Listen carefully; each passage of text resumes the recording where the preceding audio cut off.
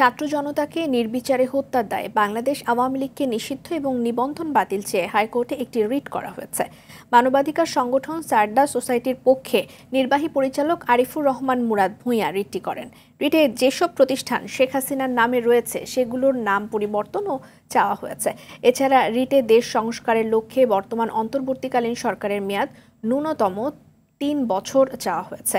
বিদেশে পাচার করা ১১ লাখ কোটি টাকা ফেরত আনতে এবং আওয়ামী লীগ সরকারের আমলে চুক্তিভিত্তিক নিয়োগ পাওয়া কর্মকর্তাদের বদলি চাওয়া হয়েছে। রিটকারী আরিফুর রহমান মুরাদ ভূঁইয়া বলেন যে এই বিষয়গুলোতে আদেশও চাওয়া হয়েছে। বিচারপতি AKM আসাদুজ্জামান এবং বিচারপতি মোহাম্মদ মাহবুব উল ইসলামের হাইকোর্ট বেঞ্চে এই আবেদনের উপর শুনানি হতে পারে।